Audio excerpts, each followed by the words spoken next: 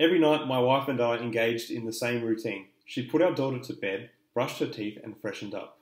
Slipping under the covers, we exchanged glances and knew it was time to do what comes naturally for a couple in bed. She began to fondle.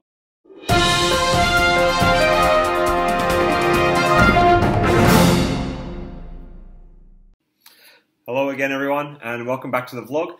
This video is my third on the channel and is the first one, which is a book review. I don't know if I have ever formally reviewed a book before, so I will be taking a bit of a freestyle approach to it. I hope you find it interesting. Anyway, so here we go. So the first book I've read in 2020 on my journey to reading 30 books this year, I technically started at the end of 2019. The book is titled Indistractable: How to Control Your Attention and Choose Your Life. It is written by Nir Eyal with support from his wife, Julie Lee. Nir is a former teacher of consumer psychology at Stanford Business School as well as other institutions. His writings have appeared in the Harvard Business Journal. The book was initially published by Bloomsbury in 2019 and is 319 pages long. Now, this book would generally be categorized as self-help, as it's aimed at making readers less susceptible to distraction in a range of domains while encouraging greater, more concentrated efforts, which will aim to provide readers with increased productivity and satisfaction in both their work, family, and personal lives. Now, at this point, I must say that in my time, I have read a lot of self-help books and personal finance books. From this experience, I have to say that I have come to spot cliche trends and structures in books of this genre. I've also found that these types of books tend to range in writing quality from over-the-top academic writing, which gives you a headache if you try to read it for too long, to some books which contain writing that sounds like a low-performing 12-year-old student explaining their school history project. Anyway, to me, Indistractable actually surprised me and seemed to hit the sweet spot for self-help books in a number of domains. The writings were an accessible blend of academic research, commentary on public knowledge, as well as personal anecdotes. The structure of the book was logical, and while a somewhat cliche model was presented in the book, it wasn't the core focus throughout the book. A pitfall I've found for other books in this genre. Also, the book has a nice balance of technical solutions and bigger ideas behind sources of distraction and dealing with those distractions. The book is divided up into an introduction and 7 sections around the different domains of, what it means to be indistractable. And how it can be applied to various areas of someone's life. The book is actually very content-rich, so it is hard to give a full summary of the ideas in this single video. However, I will briefly take you through the main ideas of each section. The introduction brings in a life philosophy that underpins many of the messages in this book. That being that living the life you want requires not only doing the right things, but also avoiding doing the wrong things. Connected to this message are the concepts of traction and distraction. Basically, traction pulls you towards what it is you want in your life, whereas distraction does the opposite. Part 1, or section 1, this for me was one of the more interesting sections in the first half of the book. It dealt with how to master internal triggers of distraction and really delved into a lot of the psychology around distraction. Section 2 and 3 were, for me, a little bit dry and harder to read through.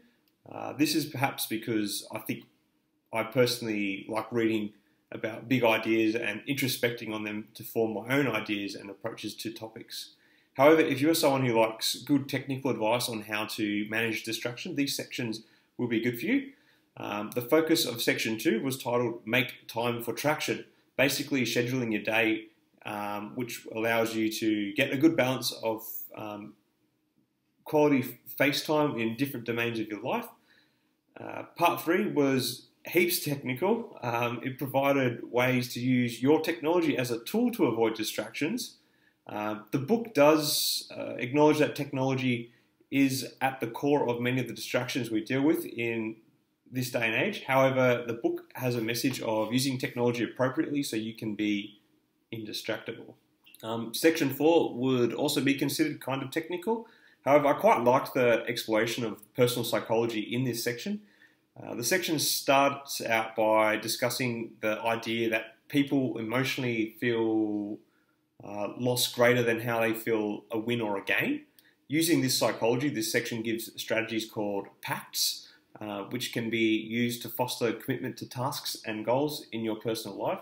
The author had this interesting one where he said he taped a $100 bill to the calendar, and if he missed one of his designated gym days, he had to burn that bill. And he thinks that from that experience, he became way more committed and went to the gym a lot more. And he then talks about how this sort of pact can be used in different ways. Section 5 delves into workplace culture. It basically explains why having a work culture where everyone is constantly communicating via devices can lead to a toxic work environment. However, like with all the situations in this book, there is a balancing point where technology as a means of workplace communication can be optimized to provide workers with something that the book refers to as psychological safety. Interestingly, the book goes into detail about the product Slack, which is a popular workplace communication tool that has caused a lot of problems for workers as they feel they must always respond all the time. Counter to this, the book discusses how the actual company that made Slack has one of the best cultures around using their product and has one of the happiest workforces in America. I suppose making this the model that other workplaces should aspire to be like. Section 6 was really interesting to me. It explored child development and the ideas of teaching kids how to be responsible with their use of technology. This section, I think, would be interesting to any parent. I found it really interesting for me personally, as while I don't have kids of my own, I'm a teacher and confront some of these issues in the classroom and at school in general. Exploring the psychology behind this was really interesting, and I think I may even dedicate a future video to looking at this topic in greater depth. Finally, section 7 deals with how to be indistractable in relationships. This is probably the shortest section in the book. It looks at how to be less distracted in social settings and in romantic relationships. I found this section kind of funny in two ways. The first being, when talking about socializing, the book is basically calling for societal change on a large scale, and the book kind of positions itself as the catalyst for this change, which to me I kind of thought was a little bit grand, but there you go. You make up your own mind, I guess. And the second thing that I found quite funny was this section also contained the one paragraph that when I read it, it made me laugh out loud a little bit. And it's the only time I kind of remember doing it during the book. Like, the book is entertaining, but this bit kind of made me laugh.